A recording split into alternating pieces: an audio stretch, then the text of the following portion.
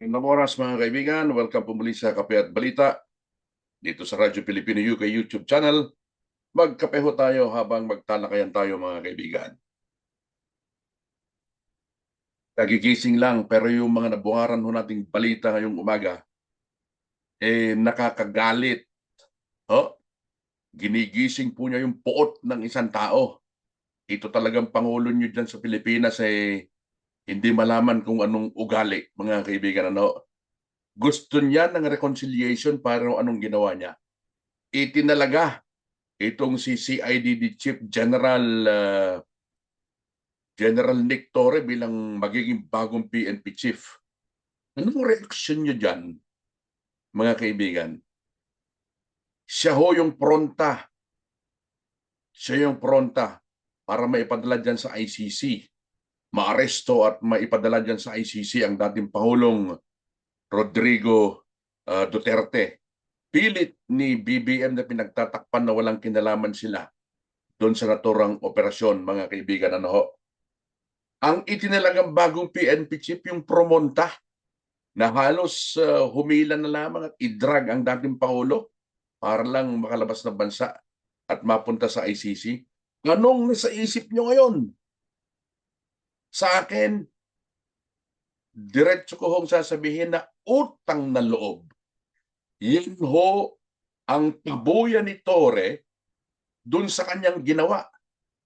Itong presidente, open daw siya sa reconciliation, pero anong ginawa niya? Oh? Kumbaga parang isang kalan yan na binuhusan po niya ng gasolina para lalong maglagablab ang puot. Mga kaibigan, ang puot sa damdamin ng mga taong sumusuporta sa mga Duterte. Yan ba ang ipinakikita mong reconciliation? Ha? BBM? Bonget? Yan ba ang gusto mong pakikipagkasundo sa pamilya na maraming beses nang napatunayan na traidor ng kasalukuyang administrasyon? Nicolas Torre, mga kaibigan, ang ginawang PNP chief nitong si BBM. 3 taon na lamang ang titira sa kanyang administrasyon. Anong ibig niyang sabihin? Yung 3 taon na yan para i-clip yung mga tumutulig sa kanya o kaya yung mga bumabati ko sa kanya, lalo na yung mga nasa sa sumusuporta sa mga Duterte family, mga kaibigan. Alam naman natin kung anong mga ginawa nitong si Nicolas Torre, di ba? Unang-una, nung sinugod at nilusob nila yung kampo ni Pastor Apollo Kibuloy dyan po naman sa Davao, kung anong mga nangyari doon, mga kaibigan, At ang pinakamatindi, mga kaibigan, yung ginawang pag-aresto sa dating Pangulo. Pagbalik nila sa Pilipinas mula po sa bakasyon nila dyan sa Hong Kong. Kayo ho ba hindi kayo nagingit-ngit, hindi kayo nakakaramdam ng galit? Hindi ko sinasabing magalit kayo, pero sa akin yung nararamdaman ko Dahil panibagong pagtatraidor ito, mga kaibigan, dahil sa kabila ng kanyang sinasabing open siya sa reconciliation, sinilaban ho niya. Sinilaban ulit niya kumbaga yung sinabi ko, isang kalan para lalong maglakablab ang galit sa damdamin ng taong bayan.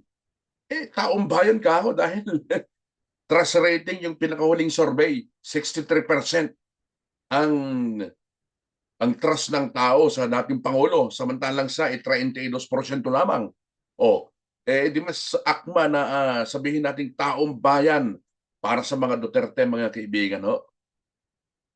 Anong klaseng Pangulo meron tayo? Yun ang tanong ko Mapagkakatiwalaan ko to? May iisang salita ba to? Yun ang tanong ko sa inyo. Pabuya ba yan? Yung ibinigay niyan yan kay General Torre dahil sa ginawa nito doon sa maituturing po na nemesis o foe ng Marcos administration, si dating Pangulong Rodrigo Duterte. Sinong hindi mag-iisip? Kayo naman Napakasimple niyan, di ba? Ito isa pa. Sino yung mga circle of friends? Circle of officials ng Malacanang na nag-decide para arestuhin ang dating Pangulo, mga kaibigan. Inamin yan ni DILG Secretary John Vic Remulla, kapatid ni Boying, yung Justice Secretary. Kamakailan lamang yan, pinag-resign ni Bonget. No? Pinagsumitin ng korte sa resignation yung lahat ng cabinet officials. Ano ha? At kamakailan lamang, kahapon lamang, pati yung mga GOCC officials, mga kaibigan, di ba? Oh, alam nyo kung ano nangyari? Tinanggihan ni Bonget, tinanggihan ng Pangulo nila ang resignation ni John Vic Remulla.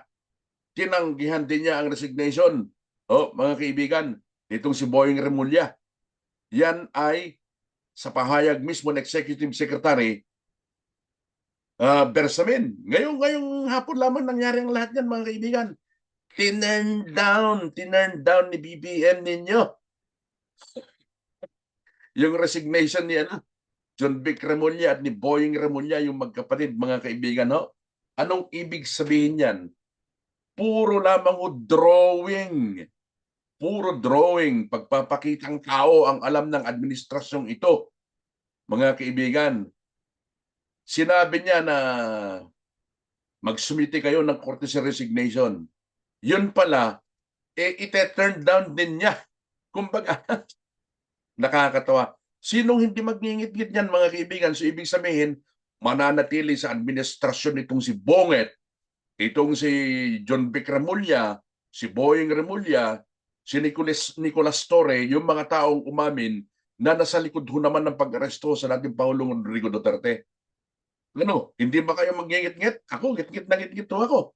Sumama yung pakiramdam ko, sumama yung gising ko sa umaga dahil sa mga nabungaran kong mga balitang ito. Pagtatraidor, pagbabaliwala, mga kaibigan, sa dapat wala talaga dapat, di ba? Hindi dapat nangyayari. Pagtatraidor ho ang nabungaran nating umaga, ngayong umaga ng Huwebes. Anong gagawin natin? Manood na lamang? Tingnan natin ang susunod na mga kabanata, mga kaibigan, dahil nakakadismaya ho, nakakagalit. Alam kong marami sa inyo ang nakakaramdam ng katulad ho na pakiramdam ngayong umaga, mga kaibigan. Magkagayon man, tuloy ang buhay, tuloy ang laban.